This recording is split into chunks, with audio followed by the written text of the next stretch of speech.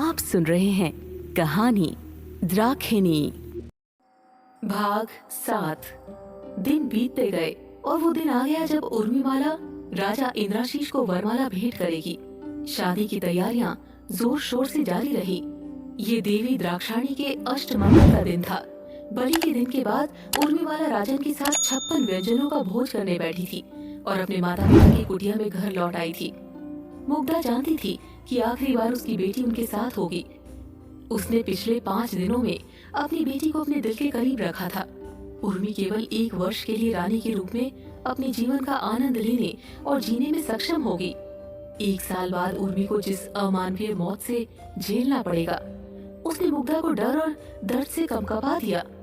इस तरह के भयानक भाग्य से अपनी बेटी को बचाना केवल देवी द्राक्षाणी के हाथ में था।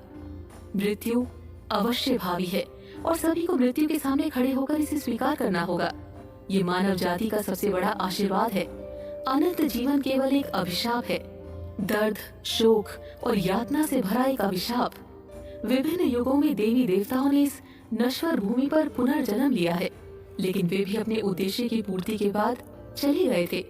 जिन लोगों ने मृत्यु से बचना चाहा था, उन्होंने अपने जीवन में केवल खालीपन और खोखलापन हासिल किया था। महाभारत में अश्वत्थामा को अनंत जीवन का वरदान दिया गया था, लेकिन क्या वो वाकई वरदान साबित हुआ? श्री कृष्ण ने स्वयं उन्हें अनंत जीवन का श्राप दिया था। उसने अश्वत्थामा के माथे से मणि छीन ली, उसे उसके साहस और महिमा से वंचित कर दिया। अश्वत्थामा को मिला जीवन का ऐसा श्राप जो उसके लिए भीख मांगने पर भी उसे मरने नहीं देगा। इसके बाद इस धरती पर अश्वत्थामा को ना तो किसी ने देखा और ना ही पाया। लेकिन हर साल रानियों पर ये मौत का तांडव, क्या इसे जारी रखा जाना चाहिए? क्यों हर साल रानियों को मौत को गले लगाना पड़ेगा बिना कोई पाप किए? हजारों सवाल रह गए, लेकिन जवाब देने के लिए कोई नहीं। इस राज्य में किसी ने भी राजा के सामने इन प्रश्नों को रखने का साहस नहीं किया। धार्मिक भय ने उन्हें पीछे कर दिया, और अगर राजा की पत्नी की मृत्यु हो गई तो उन्हें क्यों परेशान होना चाहिए? रानियां राज्य की बेटियां नहीं थी। हालांकि इस बार उनकी रानी उनकी ही जमीन से होगी। मुग्धा और उद्धव की बेटी उर्मी को इसी साल एक दंत ने चुना था। एक दंत ने हमेशा पूरे राज्य पर नजर रखी थी और एक दंत की नजर महान रोहिणी नक्षत्र उर्मी पर थी। प्रजा हमेशा रानियों की दर्दनाक मौत पर खुशी मनाती थी। शादी की सुबह मुग्धा ने फिर से अपनी बेटी से भागने का आग्रह किया। उसने कहा, अगर तुम चाहो तो लूरनी नदी पार करने में मैं तुम्हारी मदद करूंगी। महल की शान और दौलत के बदले तुम्हें इतनी भयानक मौत स्वीकार करने की जरूरत नहीं है। तुम भाग सकती हो। उर्मी ने अपनी माँ के आग्रह को ठुकरा दिया। मेरा मानना है कि देवी द्राक्षाणी एक मातृ रूप है। वो आदि पराशर है। वो कभी भी एक भक्त के बलिदान को स्वीकार नहीं कर सकती है। अनुष्ठानों के पीछे गुप्त रहस्य को अवश्य सामने आना चाहिए। एक किसान की बेटी के लिए रहस्य का खुलासा करना संभव नहीं है, लेकिन मैं राज्य की रानी के रूप में कर सकती हूँ। उर्मी का मानना था कि जिस राजा को उसने बलि के मैदान में रखा था और जिस राजा के साथ उसने दोपहर का भोजन किया था, वो बेहद अलग व्यक्तित्व थे। भोर होने पर उर्मी अपने पिता के साथ बैलगाड़ी में बैठकर महल के द्वार पर पहुंची।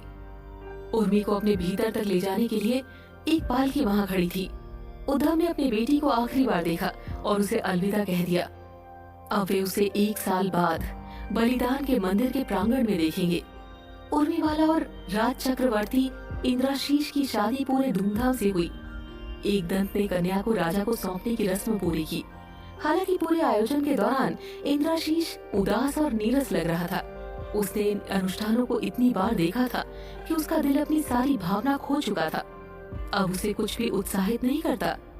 नौकरानियों ने उर्मिमाला को सुंदर पुष्प व्यवस्था वाले बिस्तर पर बिठाया और चली गई। उर्मी ने पूरे कमरे को दियों की सुंदर छटा में चमकते देखा। फूलों की महक से पूरा कमरा महक उठा। ये महल में देवी द्राक्षाणी की बलि का पहला दिन था। राजन इंद्राशीष गहरे विचार में बैठे।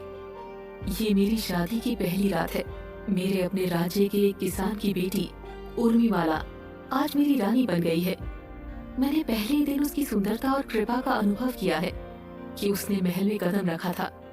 आज मैं उसके साथ अपना वैवाहिक बिस्तर साझा करूंगा।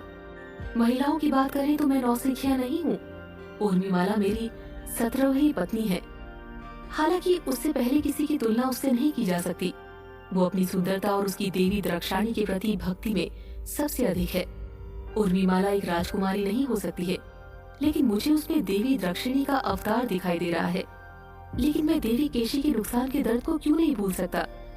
ऐसा पहले कभी नहीं हुआ। मेरे हाथ नहीं कांपते थे जब मैंने उसके सर पर वार किया, लेकिन मैं उसकी मौत को क्यों नहीं भूल सकता? और ये छाले मुझ पर पड़े, मैं चैन से क्यों नहीं सो सकता? रानी की क्वार्टर में जाते समय इंद्राशीष अपना रास्ता भूल गया। उसके हाथ कांपने लगे। कमरे में प्रवेश करते ही देवी उर्मिमाला ने मधुर स्वर में उनका स्वागत किया। अपनी नियत सीट पर फिर से बैठने के बाद उसने इंद्राशीष से पूछने का साहस किया कि क्या वो कुछ पान स्वीकार करना चाहेगा। उसकी सहमति पर उसने उसे एक छोटी तश्तरी पर पान भेंट किया। राजा इंद्राशीष ने उठकर कमरे का प्रवेश द्वार बंद कर दिया। उर्मिमाला अपने पात्र स्थान पर बैठी रही। राजा इंद्राशीष ने कितने ही नशे में धुत होकर उदास स्वर में पूछा, देवी उर्मिमाला, क्या आपको कुछ कहना है? उर्मिमाला ने एक शब्द भी नहीं कहा। उसकी महक राजन तक पहुंची और उसमें अचानक जोश पैदा हो गया। उसकी उपस्थिति ने उसका मनोरंजन किया। उसकी तेज सांसों ने राजन को उसकी उत्तेजना का एहसास कराया। इंद्राशीष की उम्र उर्मी से दुगनी थी, लेकिन इससे दोनों की शारीरिक उत्तेजना में कोई रुकावट नहीं आई। उर्मी का पालन पोषण एक गरीब परिवार में हुआ था। हालांकि वो रानी बन चुकी थी, लेकिन उसकी झिझक साफ थी। उसकी चूड़ियों की झिलमिलाहट और उसके कपड़ों की सरसराहट ने उर्मी को चिंतित करने वाली उलझन को चित्रित किया। उसे आराम करने में मदद करने के लिए इंद्राशीष ने आग्रह किया, क्या मुख्य पुजारी एकदंत ने आपसे कुछ समानता की? एक पल की चुप्पी के बाद उर्मी बोली, आप मेरे पति हैं राजन, आपको बुलाना मेरा अधिकार और कर्तव्य है। आज से मैं आपकी रानी बन गई और मैं इस क्षण से आपकी सभी इच्छाओं को पूरा करने और संतुष्ट करने का संकल्प लेती हूँ।